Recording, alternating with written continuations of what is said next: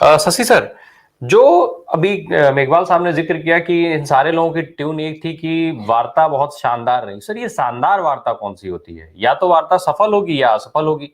इस वार्ता शानदार का क्या अर्थ निकाला जाए? ये जो सारे लोग, भाई सरकार के लोग भी वही बात कह रहे हैं कि वार्ता बहुत शानदार थी, और ये जो लोग वार्ता करवा रहे थे ये लोग भी यही कह रहे हैं कि वार्ता बहुत शानदार थी। तो इस शानदार का क्या अर्थ निकाला जाए? दूसरा, जो मैंने एमएसपी को लेकर के पूछा था, जिस तरीके से उद्योगपतियों का लोन माफ हुआ, उससे देश की अर्थव्यवस्था नहीं बैठी, लेकिन एमएसपी पर ये जो झूठ फैलाने की जरूरत पड़ रही है, आखिर ये जरूरत क्यों है? क्यों झूठ बोला जा रहा है?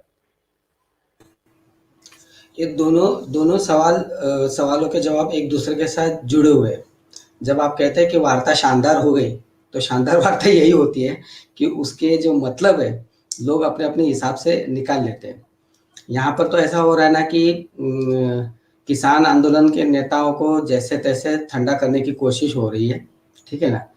नेता हो सकता है चूंकि वार्ता कर रहे और उनके कब्जे में है, तो दबाया जा सकता है, रोका जा सकता है नेताओं को लेकर। लेकिन सरकार की दिक्कत ये है कि किसान सड़क पर है, और हो सकता है कि किसान जितने भी किसान अभी सड़क पर उतरे और उनकी जो संख्या बढ़ रही है, वो ये शानदार चर्चा के दायरे के बाहर ही रहे।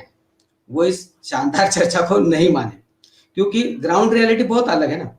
जब कॉरपोरेट लोन 16 लाख करोड़ रुपए के आंकड़े के स्तर पर जाती है और उनको माफ किया जाता है, और इलेक्टोरल बॉन्ड्स में एक ही विशिष्ट पार्टी को बहुत सारे चंदा दिया जाता है जिसकी जानकारी जनता के सामने नहीं रखी जाती, तो ये दोनों चीजें एक दूसरे के साथ जुड़ी हुई है। अगर इलेक्टोरल बॉन्ड किसानों की तरफ से जाती तो शायद एमएसपी का कानून भी बन जाता। इसका यही मतलब, मोटा मोटी मतलब किसानों के स्तर पर या सामान्य जन के स्तर पर निकलता है।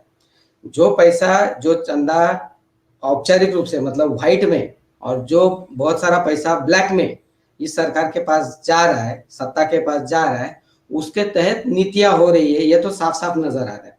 तो ये चीजें जुड़ी हुई है।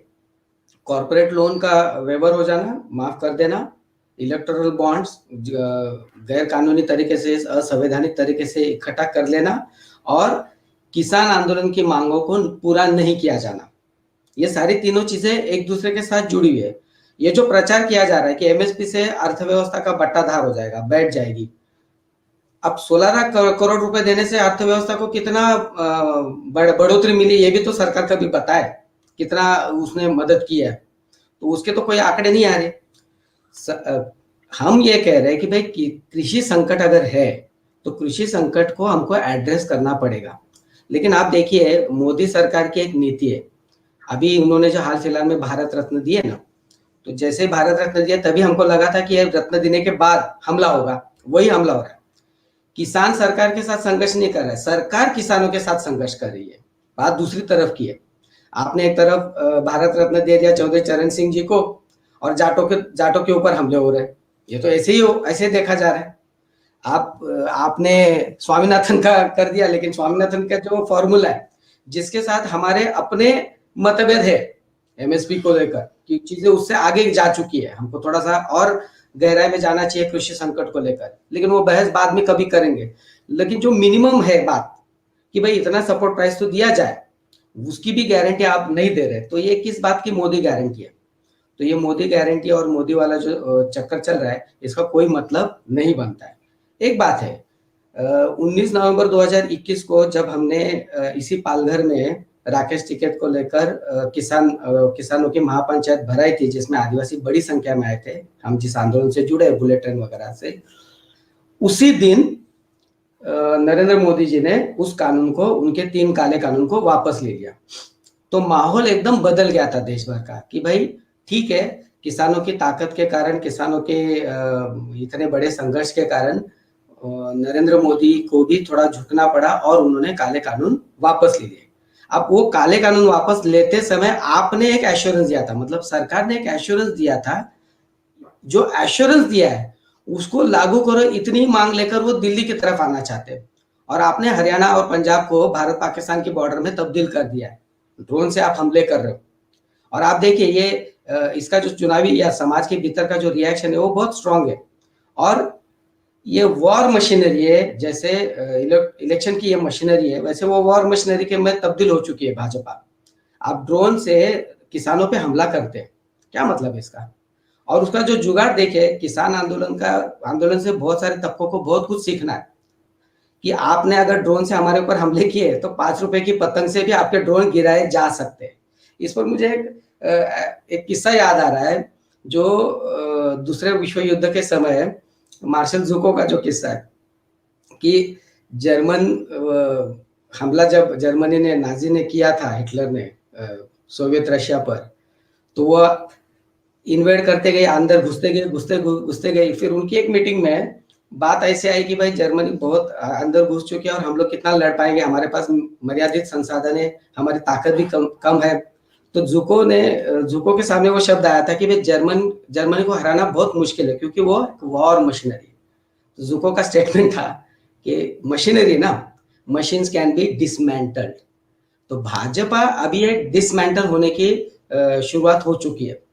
वो मानेंगे नहीं मानेंगे वो अलग बात है, लेकिन जो दिख रहा है वो डिसमेंटल होना शुरू हो चुका है। अब इसका कितना समय जाएगा वो एक अलग सवाल है, लेकिन डिसमेंटल जरूर हो रही है। शशि सर, एक तो इधर सुप्रीम कोर्ट के हम लोग फैसले की बात कर रहे थे, उधर आयकर विभाग ने जो है वो कांग्रेस के सारे खाते ही फ्रीज कर दिए थे। हालांकि अभी तो वो हो गया कि ट्रिब्यूनल में वो गए थे, ट्रिब्यूनल ने भी उनको फिर राहत दे दी, वो सारे खाते जो थे उनको उन्होंने वो फ्रीज जो किया गया था वो पाबंदियां हटा दी गई हैं अभी। लेकिन 210 करोड़ की पेनल्टी और ये सारी चीजें अभी बकायदा कांग्रेस ने इसकी जानकारी दी प्रेस कॉन्फ्रेंस करके।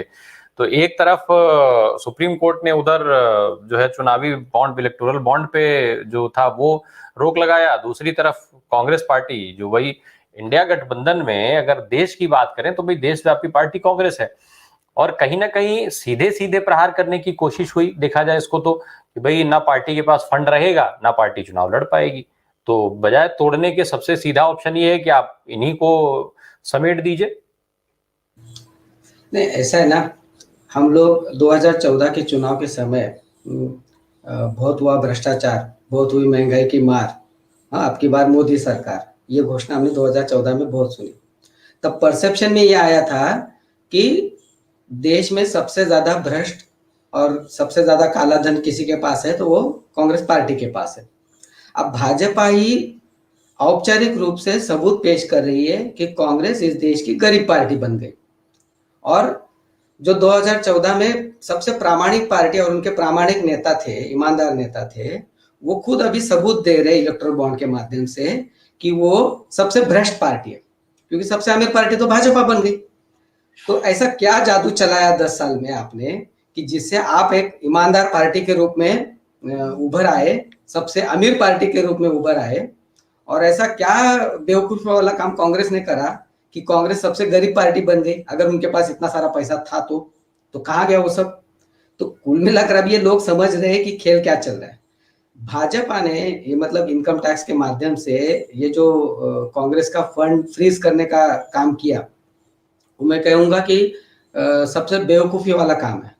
पॉलिटिकली जो बेसिक समझदारी रखने वाले जो भी फोर्स होता है, जो भी लोग होते हैं, वो ऐसा बेवकूफी वाला काम चुनाव के मौके पर करते नहीं है। करने की कोई जरूरत थी नहीं। आपको मालूम था कांग्रेस के पास कितना फंड है, तो उसको फ्रीज करके आपने कांग्रेस को विक्टिम कार्ड प्ले करने का मौका क्यों दिया? पॉलिटिकली वो तो हो गया, अब वो अकाउंट खुल गया वगैरह, उसके कुछ मतलब नहीं रहता। बूंद से गई वो हौद से भर के आने वाली नहीं है। तो भाजपा की जो इज्जत जानी थी वो चली गई।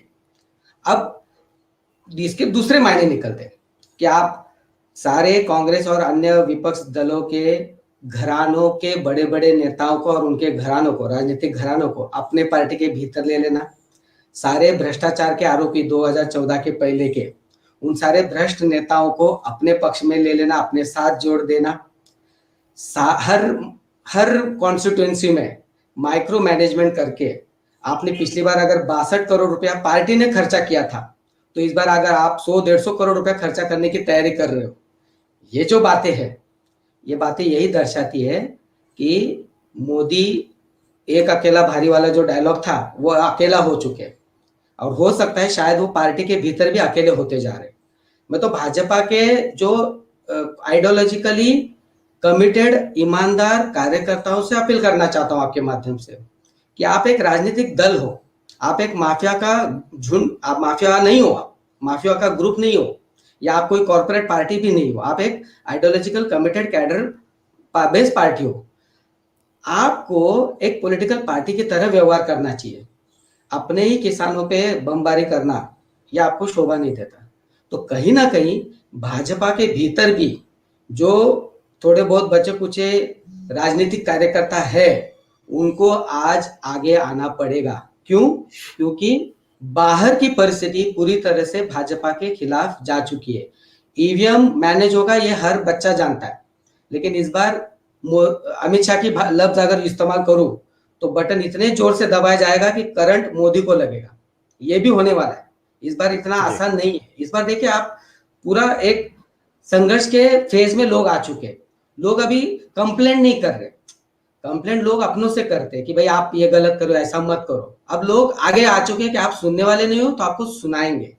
आप ही के मंच पे मैंने कई बार बोला था कि मोदी हारेंगे जरूर, लेकिन सत्ता छोड़ेंगे क्या। तो अब ये फेज आ गया है कि लोग, हो सकता है कि मोदी को सत्ता छुड़ाने पे मजबूर करें। अब मोदी जी को भी थोड़ा इतिहास से सीखना होगा, हिटलर और मुसोलिनी के इतिहास से, कि ऐसा ज्यादा देर नहीं चलता है, तो थोड़ा सुधर जाना चाहिए। और अभी जो है ये दमन एक हद से ज्यादा नहीं चलने वाली। ना आपका पुलवामा चलने वाला है, ना किसान आंदोलन को दबाना चलने वाला है, ना आपके ईडी और आईटी के रेड चलिए। जाते जाते इतना कहूंगा, ईडी सब जगह पे रेड डालती है। अब इलेक्ट्रल बॉन्ड्स का मामला सामने आया है, सुप्रीम कोर्ट ने उसको अवैध घोषित कर दिया, अनकॉन्स्टिट्यूशनल। ये बड़ा शब्द है ना, अनियमित नहीं कहा, इरेगुलर नहीं कहा, वो अनकॉन्स्टिट्यूशनल कहा। तो जो इलेक्ट्रल बॉन्ड्स के माध्यम से जो पैसा एनकैश किया गया है, वो पैसे का खर्चा ठीक हुआ कि नहीं हुआ, इसके लिए अभी तुरंत ईडी ने भाजपा के मुख्यालय पर रेड डालनी चाहिए। हिम्मत है, ये करेंगे। लोगों को भी मालूम है ये नहीं करेंगे, लेकिन लोग आने वाले दिनों में रेड जरूर डालेंगे। तो ये राम प्रकाश जी, ये ज्यादा अभी लंबा चलने वाला नहीं है। अब ये बहुत घमासान होने वाला है और आने वाले दिनों में भयंकर होने वाला है। और जाते जाते मैं इतना कहूंगा कि ये अराजकता की तरफ लेके जा रहे हैं, ये सबसे ज्यादा गंभीर है। अभी हम लोग ये सारी चर्चा कर रहे हैं, तमिलनाडु के विधानसभा ने रिजोल्यूशन पास करे जिसमें एआईडीएमके ने सपोर्ट किया। वो रिजोल्यूशन किस बात को लेकर है? डिलिमिटेशन को लेकर, वन नेशन वन इलेक्शन को लेकर, जिसको तमिलनाडु के भाजपा ने भी समर्थन दिया है। ऑप्शन बोला उन्होंने कि हम भी आपके साथ है भाई, ये नहीं चलेगा। तो दक्षिण वर्सेस उत्तर, ये जो झगड़ा मोदी ने शुरू करा, मोदी सबसे पहले बोले, प्रधानमंत्री पद पर रहकर वो बोल रहे कि भारत उत्तर और दक्षिण में बांटा जा रहा है। तो आपकी नीतियों ने पहले ही बांट दिया है। अगर सुधरे नहीं और 24 के चुनाव के इलेक्शन के रिजल्ट दूसरी तरफ नहीं गए, तो लिख लीजिए, आने वाले दिनों में तो एक अराजकता का एक नया माहौल खड़ा होने जा रहा है। उससे बचाने की जो कोशिश और कवायद है, वो किसान आंदोलन है, वो मजदूर आंदोलन है, वो ये तमाम न्याय यात्रा है। ये देश बचाने की कोशिश है। अब इस देश बचाने की कोशिश में भाजपा के भी कुछ लोगों को अभी आ जाना चाहिए, तो देश बचेगा। और नहीं तो ये सारे लोग तो देश बचा ही लेंगे, लेकिन मोदी नहीं बचेंगे, ये तो पक्का।